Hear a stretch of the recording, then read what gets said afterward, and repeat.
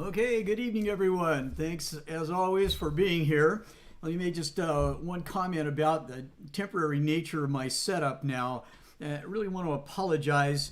We have company, my brother's in from California to help me with the construction on the master bedroom.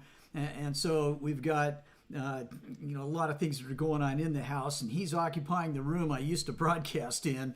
So I have to set up on sawhorses a tabletop that's really unsteady. And I already wasn't all that happy with the previous one. I've had people say, that when I get excited and start pounding on my desk, it makes everything jiggle. And that's already, bad enough, but now it's 100 times worse. So I'll do the best I can, to compose myself, try to be more measured, maybe. But I'm afraid that each time I even just put my elbow down, it's going to make a mess. So we'll do the best we can. You'll be patient with me, and we'll get through all of this, I'm sure. Yeah, we're going to take a second night for chapter 6. It just can't be overstated, I think, how important that chapter is. It very surely sets the tone for the entirety of the rest of the book. It is the reason, really, for the existence of the book. It gives us an overview of the predictive prophecies that are presented within the book. And so the 6th chapter is well worthy of 2 nights tonight. Let's start, though, with a brief review of what we've seen already in the preceding 5 chapters. So we've had a number of things that are said in the preface as a setup for what will transpire. This is, in verse 1 of chapter 1, the revelation of Jesus Christ. We'll stop. It is then an unveiling. It is an uncovering. It is going to expose aspects of Christ and his work and activities that you would not have otherwise. But it's especially intended to be understood. And this is a revelation which God gave him to show to his bondservants the things which must shortly take place, according to verse 2. And then in verse 3, at the very end, because the time is near. So the great majority of the book must be fulfilled soon, shortly, near to the time that it was written. Now, I think it's an unfortunate myth that it has been written in the 90s.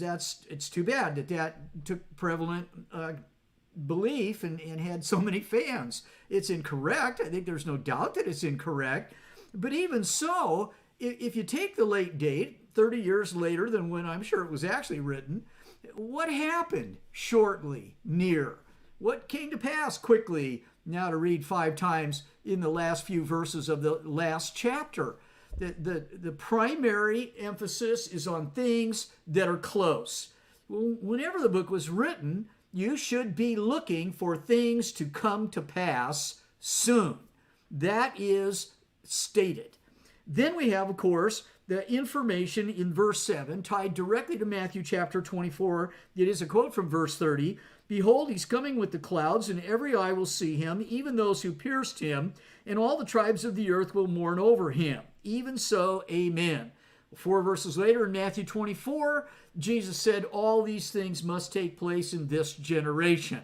Well, it's apparent to me that if you're going to start this book 35 years later, after Jesus said this generation would see it on Mount Olivet, 35 years later, here's this book telling us it's shortly to take place. Time is near.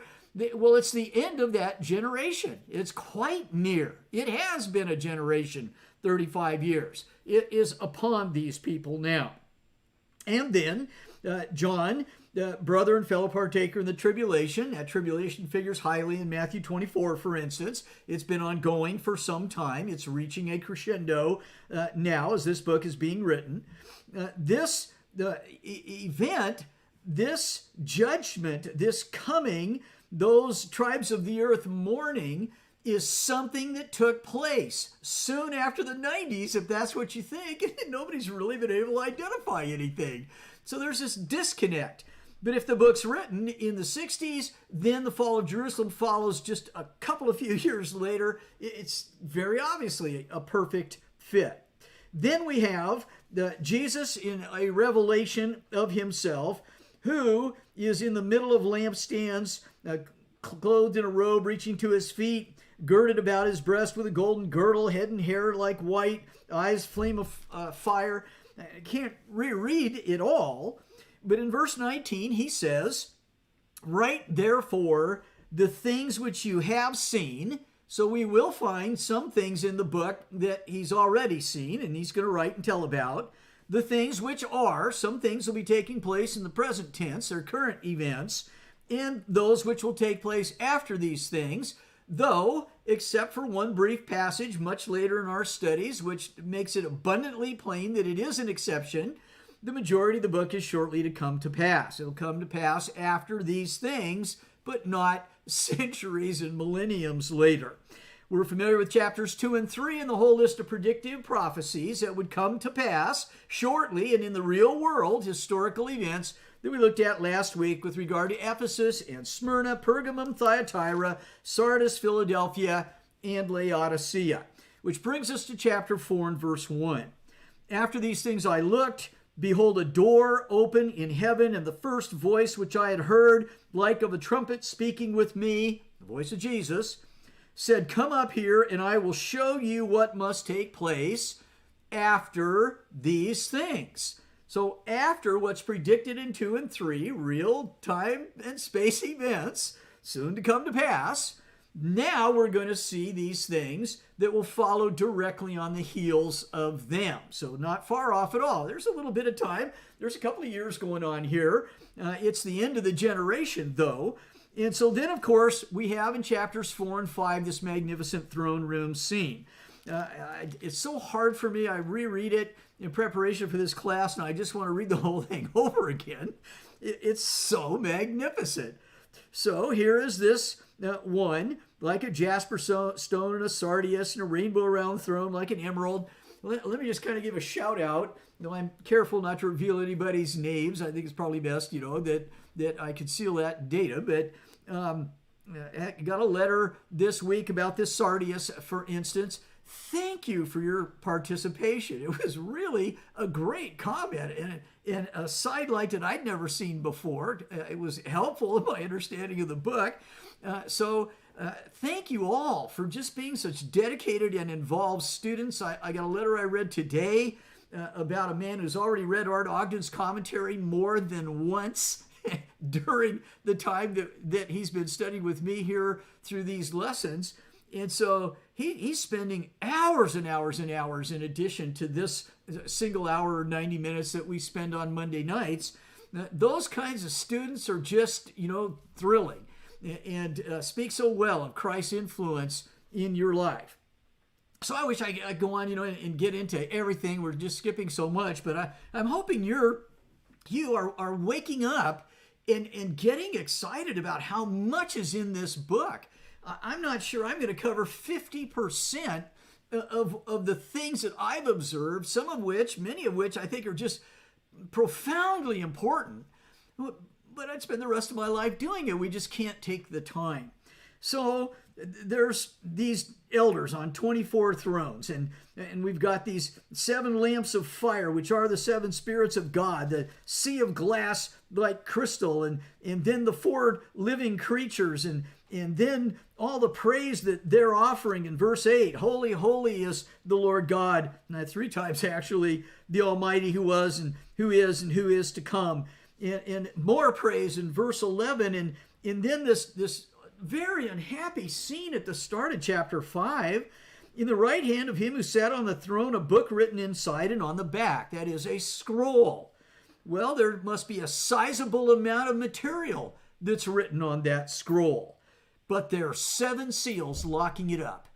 So I saw a strong angel proclaiming, loud voice, who's worthy to open the book and to break its seals? And no one, not in heaven, not on the earth, not under the earth, is able to open the book. In other words, they're not qualified. They're not worthy, we find out in a minute or two here. John's so upset about it, he weeps and weeps greatly that no one was found worthy to open the book or to look into it. So let's remember that today. I didn't focus on it at all last week. There's the seals. There's the ability to open the book only after the 7 seals have been broken. And then there's the book. It's the book that's the important thing. So stop weeping. Verse 5, the Lion from the tribe of Judah, root of David, is overcome. That's what qualifies him. That's why he's worthy to open the book and its 7 seals. I saw between the throne with the 4 living creatures and the elders a lamb standing as if slain, having 7 horns and 7 eyes, which are the 7 spirits of God sent out into all the earth. And he takes the book. And this eruption of praise and thanksgiving and mostly glorying in who God and Christ are and worshiping and praising them takes place. The new song in verses 9 and 10. Loud voice, worthy is the Lamb in verse 12. And verse 13, to him who sits on the throne and the Lamb, blessing and honor and glory, dominion forever and ever. It's such a sense assaulting presentation. John is absolutely overwhelmed, and we would have been as well. And then in verse 1, I saw when the Lamb broke one of the 7 seals, and I heard one of the 4 living creatures saying as with a voice of thunder, come. I looked, and behold, a white horse, and he who sat on it had a bow, and a crown was given to him, and he went out conquering and to conquer. I have no doubt that this is Jesus. Verse 3, when he broke the 2nd seal, I heard the 2nd living creature saying, come. And another, a red horse, went out, and to him who sat on it, it was granted to take peace from the earth, that men should slay one another. And a great sword was given to him. Well, clearly this is warfare. War is coming because a great conquering hero king who's now been crowned is going to unleash it, is going to lead it, is responsible for it, and is directing it. In verse 5, when he broke the 3rd seal, I heard the 3rd living creature saying, come. And I looked, and behold, a black horse, and he who sat on it had a pair of scales in his hand. I heard as it were a voice in the center of the 4 living creatures saying, a quart of wheat for a denarius, 3 quarts of barley for a denarius, and do not harm the oil and the wine. So we talked about this last week. We're going to do a fair amount more of it here this evening. This clearly represents famine. This are the prices for 2 of the commodities, the wheat and the barley, that are extremely excessive. They must be exceptionally rare. People are desperate for the sustenance, for the life-giving sustenance of those commodities. But don't harm the oil or the wine in verse 6. And that's so strange. If our famine here is the result of drought, well, when you have a drought, does that mean that only certain plants get affected and others do not? Or don't they all perish because there's no water? It's not selective. So how can this be? It doesn't make any sense. If you have a famine because of insects, so a plague of locusts comes through, do they only eat one type of green vegetation, not the other? It isn't adding up. Of course, we saw last week, and I want to read the larger part of one of the passages I read last week about this famine to show the specificity of the symbols' reality when it comes to pass shortly in the real world, the material universe of the people that are reading this book, and particularly of the people who are the center of this book, who aren't in Asia, of course, but are in Jerusalem, as we've discussed at other times. And then finally, we have death. When he broke verse 7, the 4th seal, I heard the voice of the 4th living creature saying, come. And I looked, and behold, an ashen horse, and he who sat on it had the name Death, and Hades was following with him, and authority was given to them over 1/4 of the earth. I understand earth. We've talked about this before. We'll have occasion to do it again. The Greek word geis as referring to the land of Palestine as it is specifically being used, land of Israel, land of Naphtali. Better by far to translate it land, I think, in these contexts than it is earth, which makes us think of the planet. So we have a narrowly focused, escapable judgment that falls upon evil people, perfectly paralleling what we had in all of our earlier introductory classes, 5 lessons on Matthew 24 just as a part of it. So we have everything lining up so very perfectly as it was foretold. What else would you expect but lining up perfectly when you have divine authors and power? Now it says in verse, let me stop right there. To kill with sword, with famine, pestilence, and by the wild beasts of the earth. Death is the natural result of any conquering heroes unleashing war, which just inevitably results in famine. And of course, people then die from the warfare and the famine. It is a picture of some awful, terrible war that is soon, a matter of a couple of years, to come upon the earth.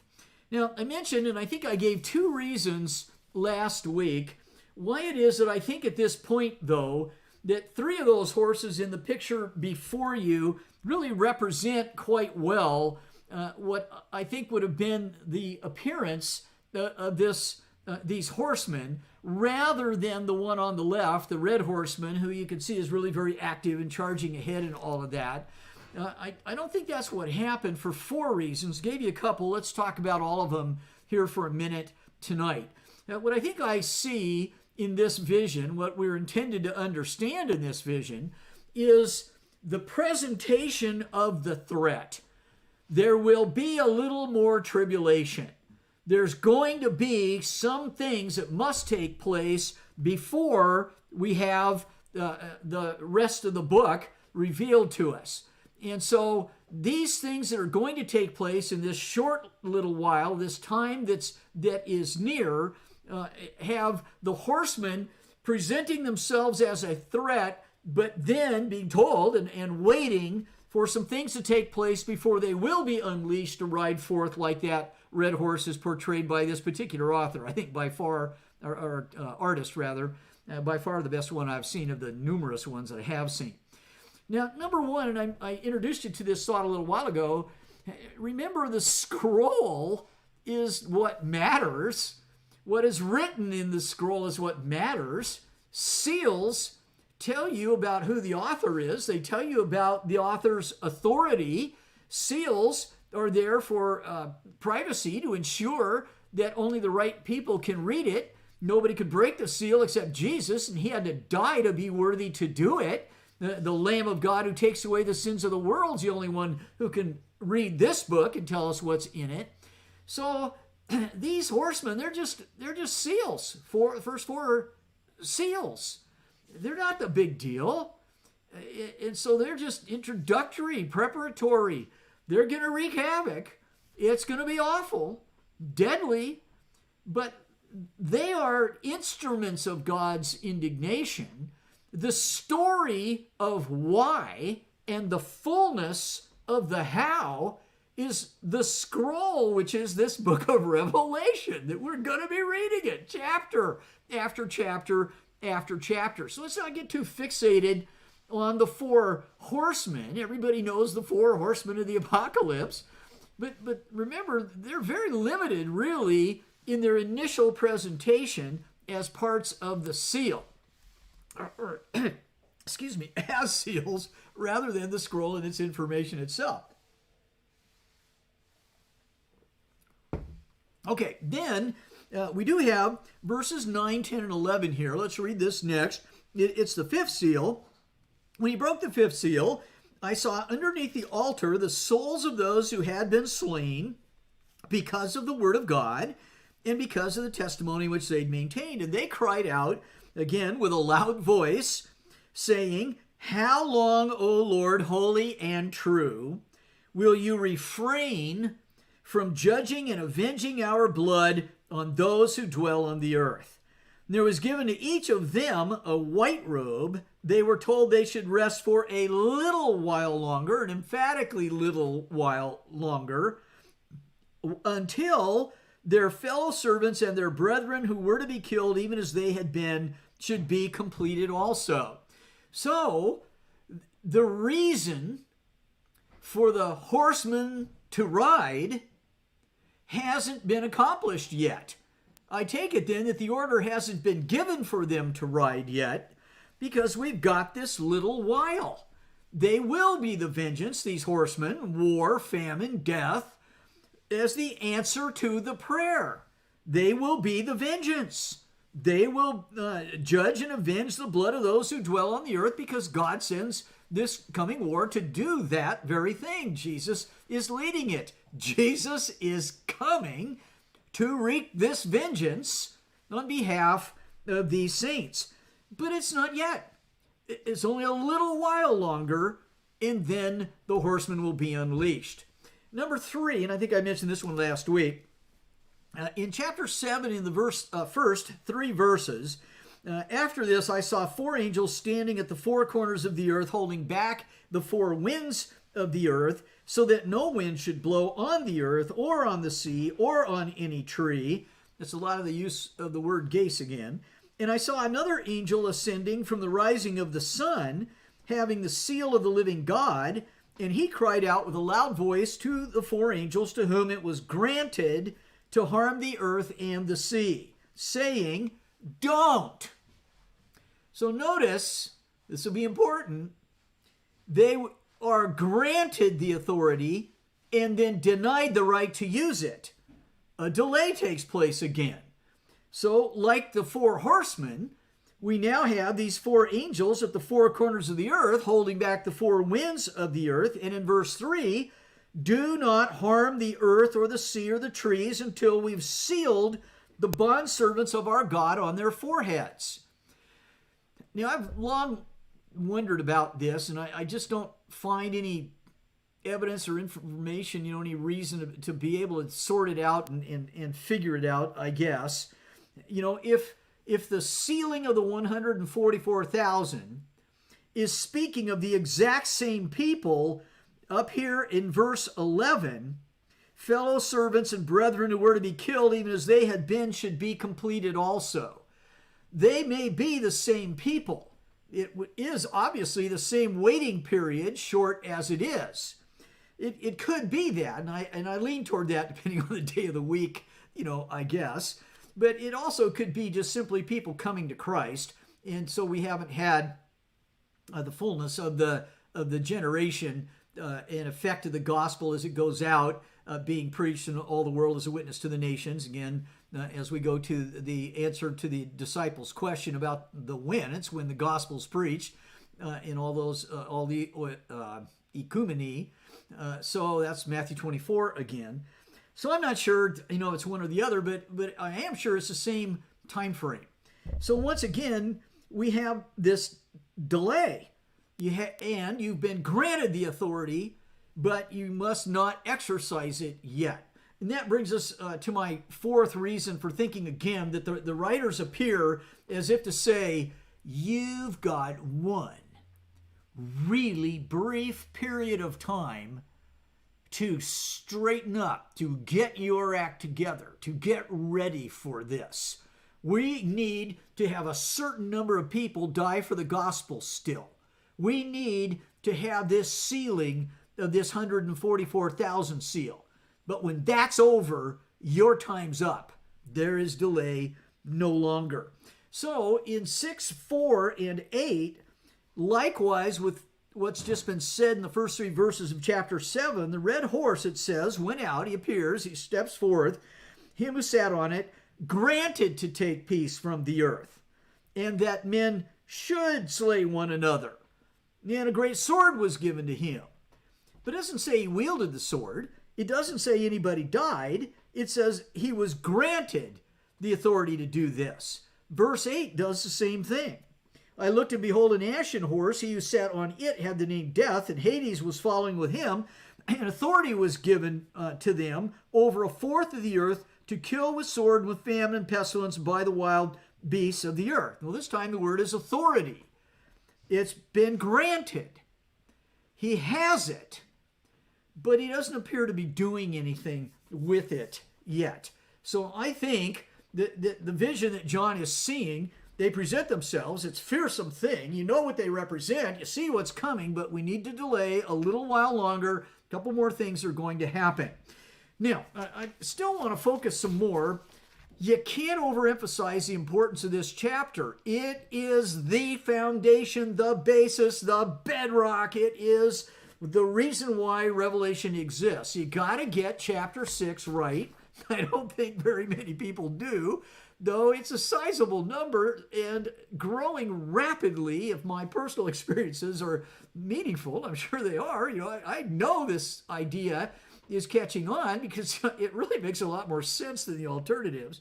So let's talk again about precise fulfillments of prophecies, which therefore is the only reason a prophecy exists, is to prove that the one who utters the prophecy comes from God, is not a liar, a deceiver and a fraud.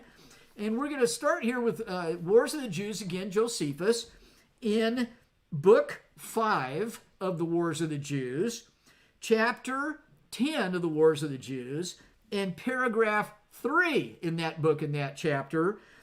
You can see on the screen there how I've set it up. That's one of 2 standard ways of referencing passages in Josephus. I never could master the other one, so I never use that one. I use this one. But you don't get verse references. The Bible's been broken down even into verses. Thanks to Strong, it's been broken down into words even. But with Josephus, they didn't break it down that far. So you've got books in the Wars of the Jews, volumes. Then you've got chapters, and then you've got paragraphs. So here's just a portion of Wars 5, 10, 3.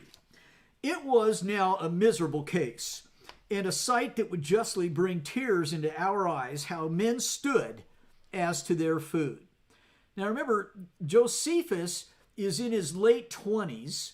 He's been a priest, a Pharisee, and a general fighting against the Romans through, in the early part up in Galilee of these 3.5 years. He is now been defeated, and I guess you would describe it as defected. He becomes a ward of Vespasian and Titus, and is their personal historian now, and something of a tool in their hands as well. So Josephus is a wondrous eyewitness presenter of these events. In fact, a few wars in history come to mind, that ancient history, of course, that have as much documentation. So he says, as he watches his own people suffer, it was now a miserable case, and a sight that would justly bring tears into our eyes, how men stood as to their food, while the more powerful had more than enough, and the weaker were lamenting for the want of it. But famine was too hard for all other passions, and it is destructive to nothing so much as to modesty. For what was otherwise worthy of reverence was in this case despised, insomuch that children pulled the very morsels that their fathers were eating out of their very mouths.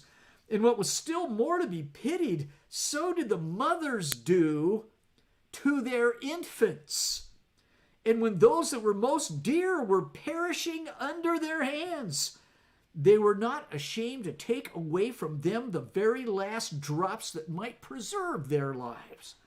And while they eat after this manner, yet were they not concealed in so doing.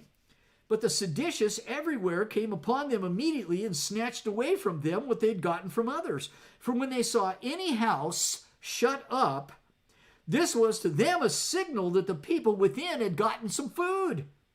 Whereupon they'd break open the doors and ran in and took pieces of what they were eating almost up out of their very throats, and this by force.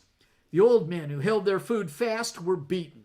If the women hid what they had within their hands, their hair was torn for so doing. Nor was there any commiseration shown either to the aged or to the infants, but they lifted up children from the ground as they hung upon the morsels they had gotten, and shook the children down upon the floor. But still they were more barbarously cruel to those that had prevented their coming in, and had actually swallowed down what they were going to seize upon, as if they had been unjustly defrauded of their right. They also invented, and this is very hard to hear, terrible methods of torments to discover where any food was, and they were these: to stop up the passages of the privy parts of the miserable wretches and to drive sharp stakes up their fundaments.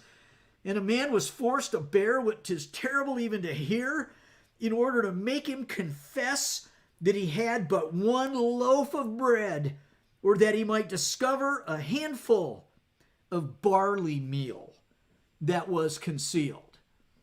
Josephus is a hostile witness, but he testifies down to the very commodity barley that has been mentioned here in this 6th chapter with regard to the third horseman. And so the specificity, after a while, once you familiarize yourself with Josephus, and particularly Wars of the Jews, although there's a lot of helpful passages in the Antiquities, I've been focusing on Wars for you, just trying to introduce you, get your toes wet, in a massive amount of writing. Let's go on to Book 5, 3 chapters later, chapter 13, and in paragraph 6. There's a guy named John of Gishgala, I'm not sure how to pronounce it, and 2 others that are going to figure highly in our further studies. We'll come back to them, so don't worry about it now. But as for this one of them, 3 Jews that were involved in civil war battles within Jerusalem while the Romans were assaulting them from outside. They were fighting among themselves inside. So this John is the leader of one of these seditious groups. But as for John, when he could no longer plunder the people, he betook himself to sacrilege and melted down many of the sacred utensils which had been given to the temple, as also many of those vessels which were necessary for such as ministered about holy things, the cauldrons, the dishes, and the tables. Nay, he did not abstain from those pouring vessels that were sent them by Augustus. Augustus Caesar earlier had sent some vessels in honor and respect to the Jews to be used in the temple, and his wife also, it says. For the Roman emperors did ever both honor and adorn this temple, whereas this man, who was a Jew, seized upon what were the donations of foreigners, and said to those that were with him that it was proper for them to use divine things while they were fighting for the divinity without fear, and that such whose warfare is for the temple should live of the temple. His excuse for defiling the temple is what you've just heard. To continue the quote, on which account he emptied the vessels of that sacred wine and oil, this is the small part I read last week, which the priests kept to be poured on the burnt offerings, which lay in the inner court of the temple, and distributed it among the multitude, who in their anointing themselves and drinking used each of them above an hin of them. And here I cannot but speak my mind. This is the part I didn't read. And what the concern I am under dictates to me, and it is this. I suppose, Josephus says, that had the Romans made any longer delay in coming against these villains, that the city would either have been swallowed up by the ground opening upon them, or been overflowed by water, or else been destroyed by such thunder as the country of Sodom perished by. For it had brought forth a generation of men, much more atheistical than were those that suffered such punishments. For by their madness it was that all the people came to be destroyed.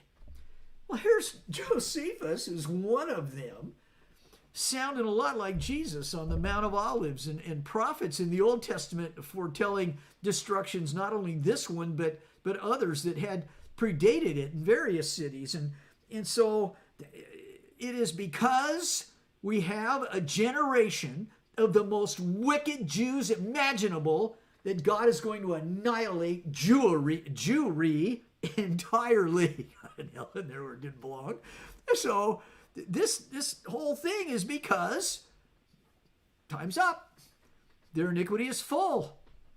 They're going to be demolished, desolate, and not root or branch will be left unto them. Now then, with that said about the famine, let's go ahead and come on over to chapter 6 and its 6th seal. So in verse 12, I looked when he broke the 6th seal, and there was a great earthquake, And the sun became black as sackcloth of hair. The whole moon became like blood. The stars of the sky fell to the earth as a fig tree casts its unripe figs when shaken by a great wind. The sky, was split apart like a scroll when it's rolled up, and every mountain and island were moved out of their places. And the kings of the earth and the great men and the commanders and the rich and the strong, every slave and free man, hid themselves in the caves and among the rocks of the mountains. And they said to the mountains and to the rocks, fall on us and hide us from the presence of him who sits on the throne and from the wrath of the Lamb. For the great day of their wrath has come, and who is able to stand? Now, progressively, we had the first seal and the second seal and the third and the fourth, and they were terrifying. And then I've been reading corroborating evidence about how that war came and those famines took place and the people died because of these things, and those three horsemen did their job. Now we've got this statement where we've gotten even closer, in the sixth, the next to the last of the seals on this scroll is opened, and there's just cataclysm that is unleashed. There is the earthquake and sun's black and moon's blood and stars of the sky fall to the earth, and fig tree casts its unripe, or like a fig tree, casts unripe figs when shaken by a wind. Sky split apart, mountains and islands moved out of their places. Now, brother, this is a great little kind of test run, I think, in the book of Revelation to get how symbols and signs work. We'll see this one, for instance, when we get to chapter 12 again, how stars can fall to the earth. Well, every star there is vastly larger than Israel to begin with, but than the whole planet Earth, even if you want to go global with that word. It's physically impossible. Stars are not tiny little things dangling like, ornaments on a Christmas tree up in the sky that they could rain down upon the earth. So what the symbols and the signs represent have real world counterparts. But the signs and the symbols themselves do not necessarily, depending on the one we'll talk, take place in a very physical or literal way. So this particular passage, and in fact everything in the last half here of chapter 6, verses 9 through 17, deserves to be read and reread and read again. It is establishing a template for the whole rest of the book. Now, these things we talked about in Daniel, some of them, stars, for instance, representing notable leaders and government figures and powerful individuals in a nation. Daniel uses it that way. There's other passages that use it that way. Joseph, in his vision that got him in so much trouble with his parents and his brothers, used stars in that way back in Genesis. We talked about all these things in the introductory material. So the Jews are familiar with this kind of terminology, and they don't think of it in terms of a planet being destroyed. They think of it in terms of a nation, a city, or a people being destroyed. So let's read it again. When he broke the sixth seal, there was a great earthquake. Sun became black as sackcloth. Well, the literal sun didn't do that. But it's the darkest day you've ever seen. We use that expression to this day, and they just use the expression with a more dramatic and presentation, more descriptive. The sun was blackened like sackcloth. We would say it was a dark day in world history. And then the moon like blood, stars fell, sky split apart. Look especially now at verses 15 through 17. And the kings of the earth, and the great men, and the commanders, and the rich and the strong, and every slave and free man, hid themselves in the caves and among the rocks of the mountains. Well, brethren, I think that's literally true. When you have great cataclysms, it's a dark, dark day. A real thing also happens. John F. Kennedy is shot. The two towers will fall. is a dark day. So it's common in our Bibles, Old Testament and New, to have a mixture of the spectacular signs and symbols to give you a feel for how catastrophic all of this is. And then right next to it, people actually doing real things down here on planet Earth, hiding like this. Then it says, more on this in a second, so hold that thought. In 16, they said to the mountains and to the rocks, fall on us, hide us from the presence of him who sits on the throne and from the wrath of the Lamb. For the great day of their wrath has come. And who's able to stand? Brethren, the great day of their wrath is coming. Shortly after the saints who had been murdered for the gospel of Jesus Christ asked for it. It's the answer to the prayer in verse 10. How long, O Lord, holy and true, will you refrain from judging and avenging our blood on those who dwell on the earth? A little while longer. In verse 11, the last one of the martyrs hasn't died yet.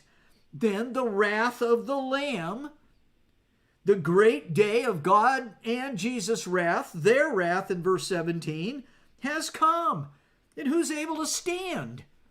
Which is exactly the way Malachi said it in chapters 3 and 4 of his prophecy of this same event. Isn't it? We've been in Malachi twice now. He's so important in those last two chapters.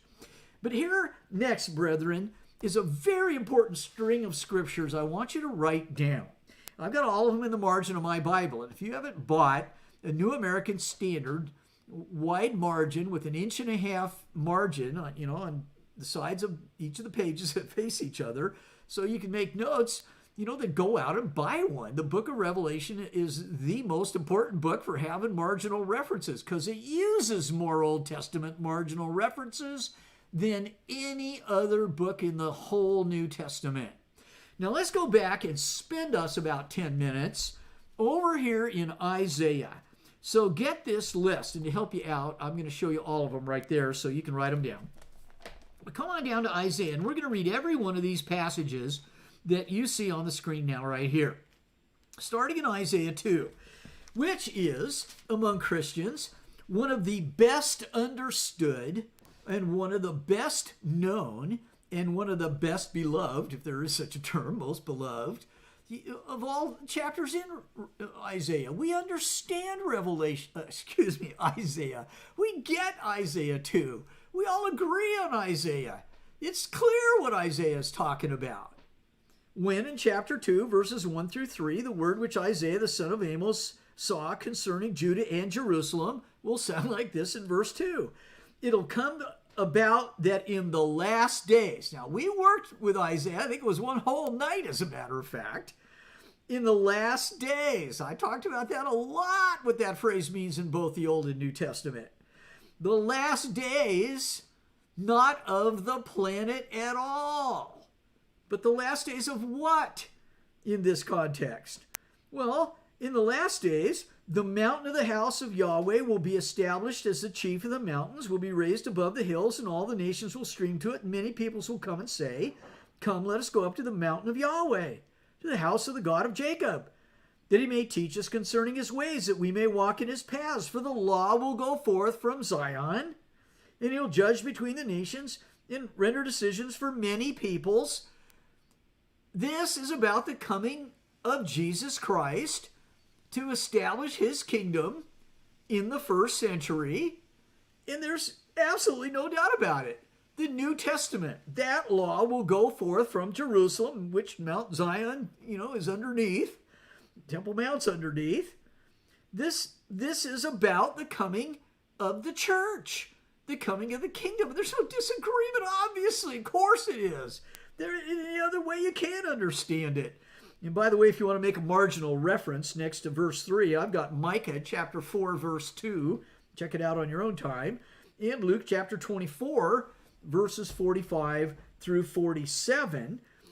And then with regard to verse 4, which I'm not even going to read, Isaiah 11, verses 6 through 9, it's all certainly tied together. Saints are not going to learn war anymore, but the gospel is going to go to the Gentiles, and there'll be war everywhere. Just the saints aren't participating in it. That's not a part of their character or their virtue or their instruction. But now, just skip down to verse 11. We've already identified, those are supposed to be commas. They look more like periods, don't they? I guess I got some periods in there by mistake. Little square ones on that beryllium font. Okay, but look, this last days is the first century, and it's the last days of the Mosaic covenant and the first days of Christianity. And now we're coming at the end of that generation to the last days of not just the Mosaic covenant, but the temple and any way to practice the sacrificial parts of that covenant. The last days of the Jews being God's chosen people. That was forever over all those years ago. Now look at verse 11 in chapter 2. The proud look of man will be abased, the loftiness of man will be humbled, and Yahweh alone will be exalted in that day. The same day that is this last day's period of time in chapter 2, verse 2. We're not leaving that first century context when Jesus comes to establish his new law and bring to an end the old one. Look down now, as you can see in verses 17 through 21. The pride of man will be humbled. The loftiness of men will be abased, and Yahweh alone will be exalted in that day. But the idols will completely vanish. Men will go into caves of the rocks and into holes of the ground before the terror of Yahweh and before the splendor of his majesty when he arises to make the earth tremble in that day. Men will cast away to the moles and the bats their idols of silver and their idols of gold, which they made for themselves to worship, in order to go into the caverns of the rocks and the clefts of the cliffs before the terror of Yahweh and the splendor of his majesty, when he arises to make the earth tremble. Stop regarding man whose breath is in his nostrils, for why should he be esteemed? In chapter 3, verse 1. Behold, Yahweh, God of hosts. No, that's the Lord Yahweh. God, in this case, is the one that's capitalized to represent the personal name Yahweh. Behold, the Lord Yahweh of hosts is going to remove from Jerusalem and Judah both supply and support, the whole supply of bread and the whole supply of water. Well, brethren, what more are we looking for? It's in the first century days when the gospel establishes a new kingdom, which is the church, to put an end to the old one. It's the last days of the Mosaic covenant. In that day, verse 11, in that day, verse 17, in that day, verse 20, people are going to be saying exactly what we've got in Revelation chapter 6. Because Isaiah and Revelation are talking about the same thing. And every first century Jew would know it. They'd be reading Revelation and go, oh, look at that. He's quoting from Isaiah 2. We're in the last days. Brethren, it was easy for them. It's hard for us because we didn't grow up with the Old Testament. We don't study it near as much as we should. And our unfamiliarity breeds silly ideas like Revelation was written in the 90s. And all it's about is broad strokes of, good will conquer evil eventually. And whenever it tries to get specific, they say, well, it's talking about Rome 400 years from now. It just can't be. It cannot be that because the book says it's shortly to come to pass. So Isaiah says it's all in that day, not 400 years later. No, in that generation, Jesus said. Before you apostles can finish preaching in every city in Israel, Jesus said in Matthew chapter 10. Now, skipping ahead to chapter 4, verses 1 through 6, what day are we in? We're 3 chapters deep into Revelation. What's the time frame? In verse 1, 7 women in chapter 4 will take hold of one man in that day, saying, we'll eat our own bread and wear our own clothes. Only let us be called by your name. Take away our reproach. In that day, the branch of Yahweh will be beautiful and glorious. And the fruit of the earth will be the pride and the adornment of what? Of the survivors of Israel. In Matthew 24, which would take place in that generation, Jesus said to those people, when you see the abomination of desolation, which Luke 21 tells us is Jerusalem surrounded by armies, flee. Run to the Judean hills. Hope it's not the winter. Hope you're not pregnant. Flee. It's escapable. If you want to survive in the last days of the Mosaic law, then you run out of Jerusalem when you see it surrounded by armies. Much more to come on that. Verse 3, it'll come about, he who is left in Zion and remains in Jerusalem, called survivors in the preceding verse, will be called holy. Everyone who's recorded for life in Jerusalem. Every faithful saint. The ones that took Jesus' advice and got out of Dodge when the abomination of desolation came. Verse 4, when Yahweh has washed away the filth of the daughters of Zion and purged the bloodshed of Jerusalem from her midst, which is the prayer of the saints under that altar in Revelation 6, by the spirit of judgment and the spirit of burning, verse 5, then Yahweh will create over the whole area of Mount Zion and over her assemblies a cloud by day, even smoke, brightness of flaming fire by night, for over all the glory will be a canopy, and there will be a shelter to give shade from the heat by day, refuge and protection from the storm and rain. Imagery familiar to Jews we'll talk about again later. It isn't about going to heaven. It's about living in the earth and serving your God. Now, let's skip to chapter 5, verses 1 through 6, or just keep reading. Let me sing now for my well-beloved, not all those that got slain because they were guilty of bloodshed.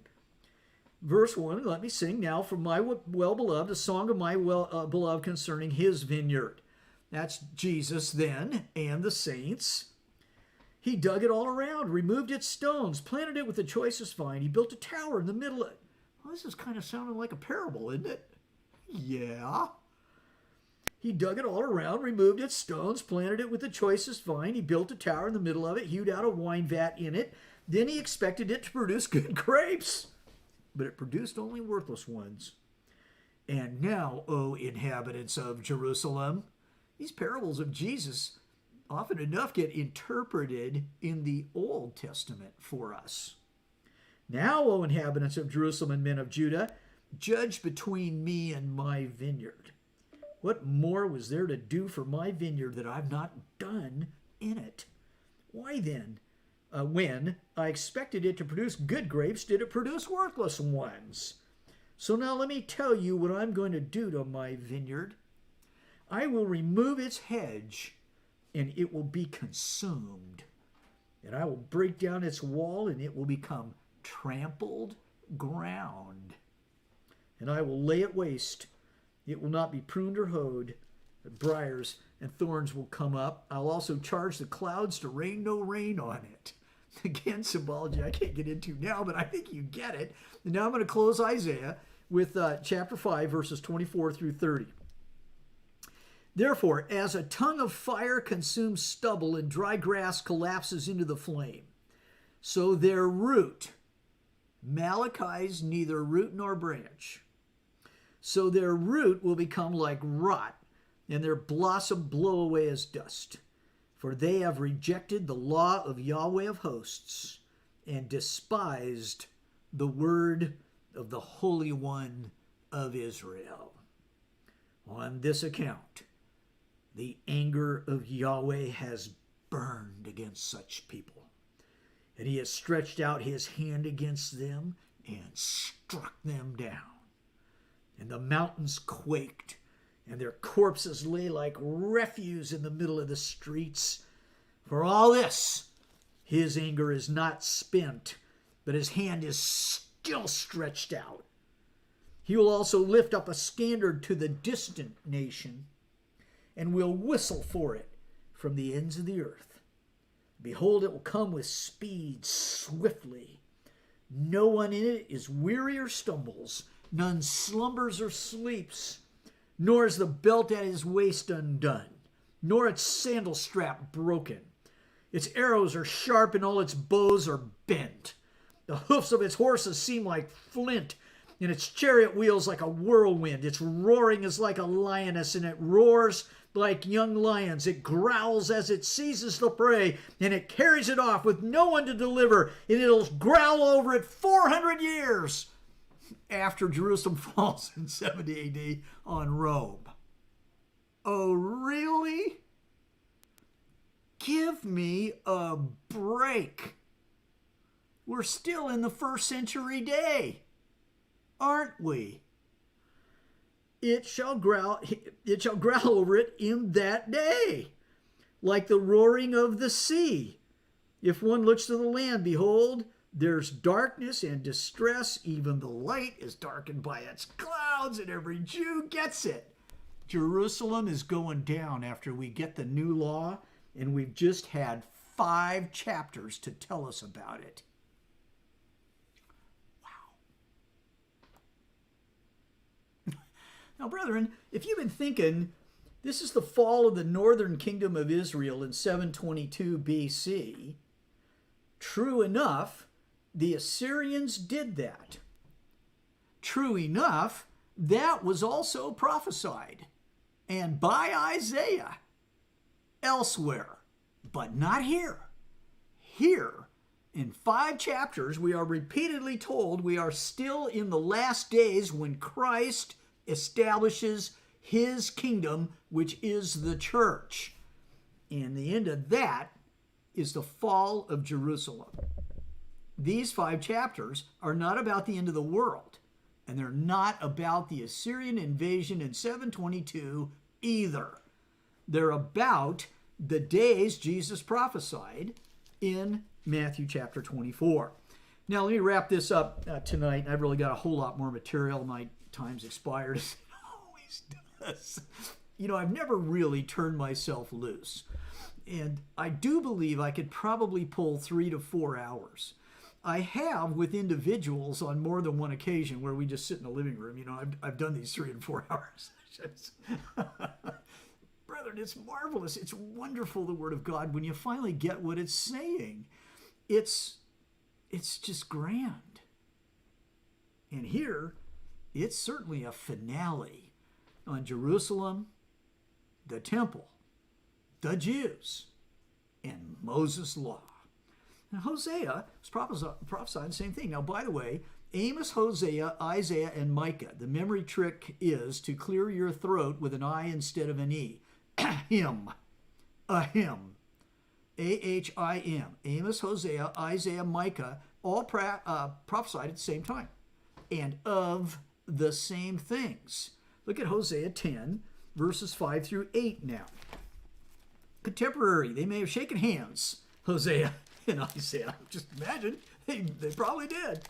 And here's Hosea saying this in chapter 10, verses 5 through 8. This time it's about Samaria.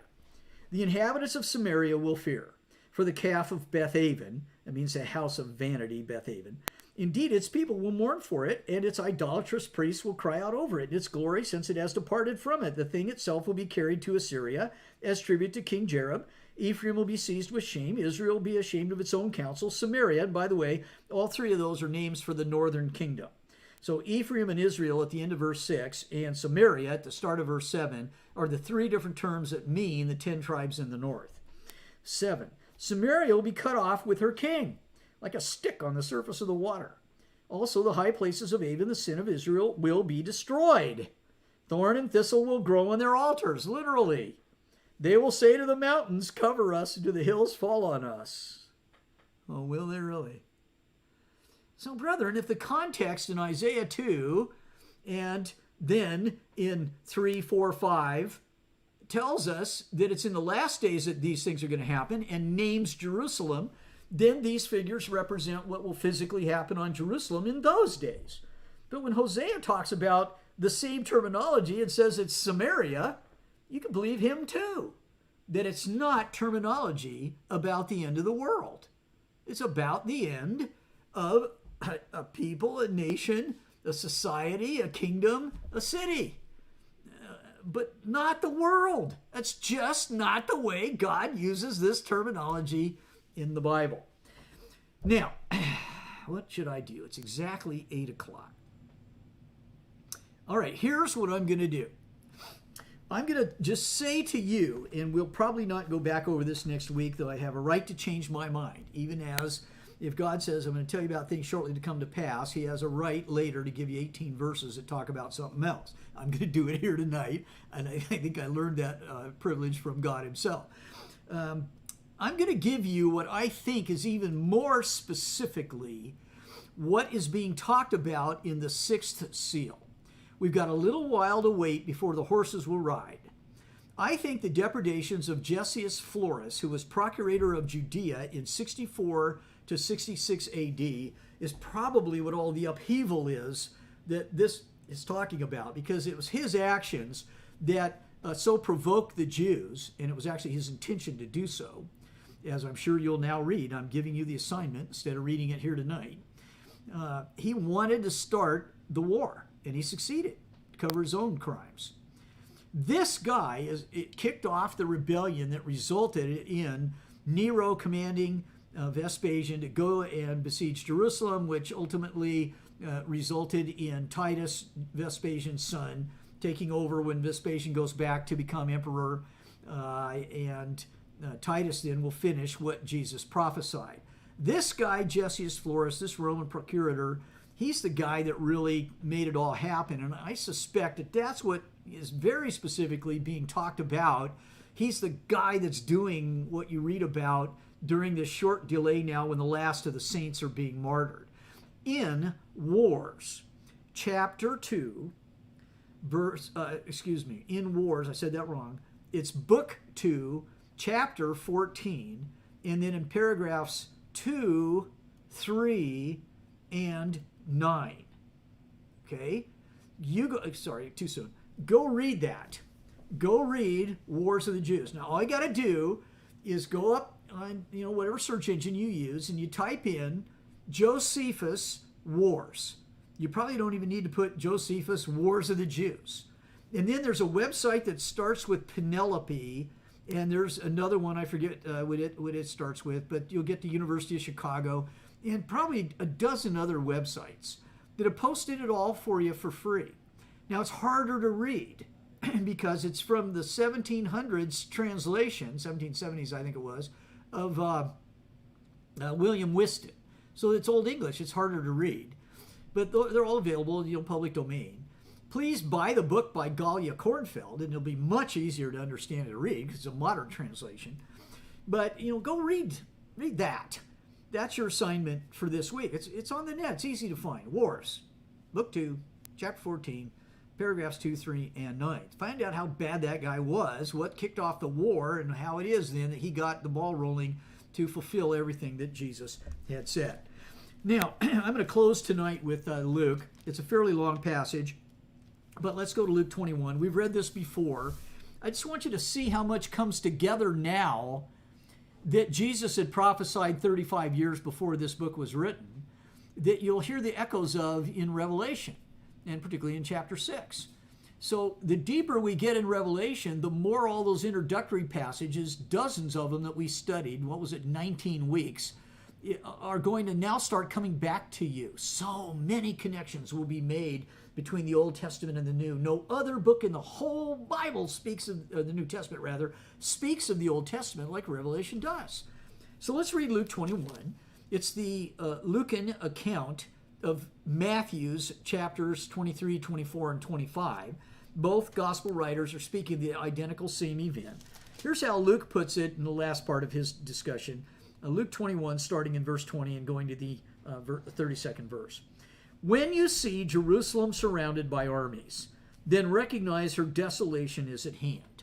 That's Matthew 24:15. 21, let those who are in Judea flee to the mountains. Let those who are in the midst of the city depart. Let not those who are in the country enter the city. That's Matthew 24, verses 16 through 18. And the survivors, those that remain in those days of Isaiah, who we read about tonight. In 22, because these are days of vengeance in answer to the prayer of the saints underneath the altar, those first century martyrs in the fifth seal, in order that all things which are written may be fulfilled. Old Testament and New, all things that are written about that vengeance. In 23, woe to those who are with child, to those who nurse babes in those days. There will be great distress upon the geese, not the planet. There'll be people living here after this is over. It's not the end of the world. And wrath to this people. That's Matthew 24:19. In verse 24, they'll fall by the edge of the sword, will be led captive into all the nations, Gentile nations, and Jerusalem will be trampled underfoot, a phrase we read tonight, by the Gentiles, the word nations, until the times of the Gentiles be fulfilled. 42 months, 1,260 days. We're going to read about that. And there will be signs in sun and moon and stars, like they were used in the Old Testament. And upon the earth, dismay among nations, and perplexity at the roaring of the sea and the waves, men fainting from fear, and the expectation of the things which are coming upon the world. For the powers of the heavens will be shaken, and then they will see the Son of Man coming in a cloud with power and great glory. When these things begin to take place, straighten up, lift up your heads, because your redemption, your physical redemption, you want to be one of those that's left. You want to be one that's saved. You want to be one of those survivors of Isaiah, and it's now drawing near. He told them a parable. Behold, the fig tree, all the trees, as soon as they put forth leaves, you see it. Know for yourselves, summer's now near. Even so, you too, when you see these things happening, recognize that the kingdom of God is near. Truly I say to you, this generation will not pass away until all these things take place. Yeah, sure enough. Now let me close with one more thought, if I can find it.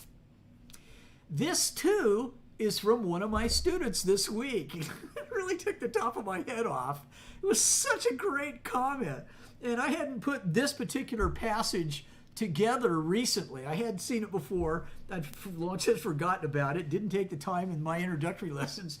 Now's the perfect time. He was reading ahead and put it together himself. We're having so much fun, aren't we? And the best is yet to come. Stick with me, baby. It should get interesting right about now, Bobby Dylan said. Okay?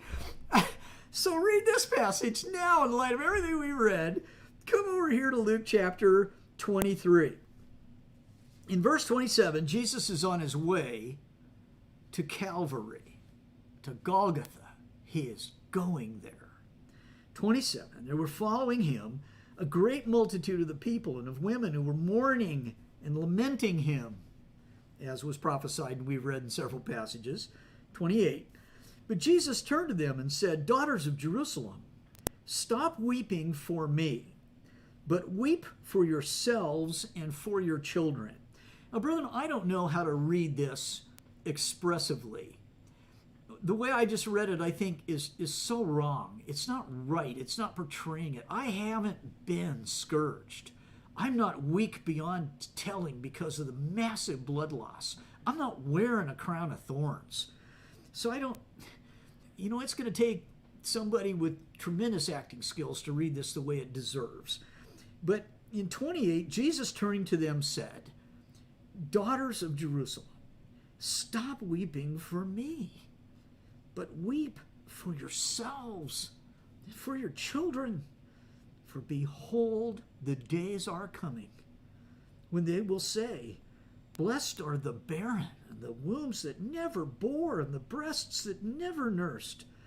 Then they will begin to say to the mountains, Fall on us, and to the hills, cover us.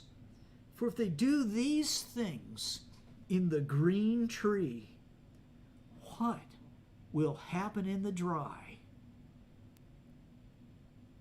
35 to 40 years from now. They're in the green tree now. The bridegroom is with them.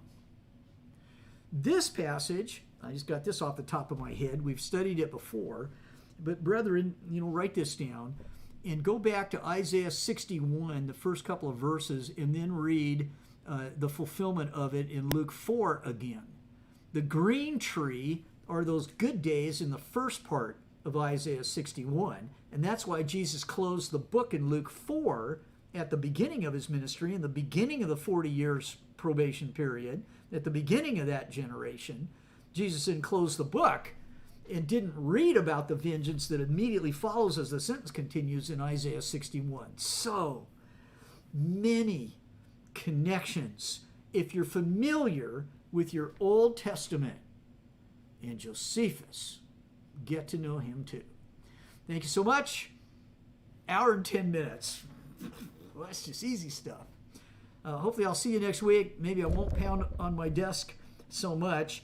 And looking forward to, there's going to be a week I'll have to take off as I'm going to ferry a car to Tennessee, probably in the early weeks of March. So there will be one vacation night if you're getting tired of every Monday night now for 6 months. I'm going to give you a night off here in another month or so. Okay, again, love you so much. Thank you for being here. Have a great week. Go with God.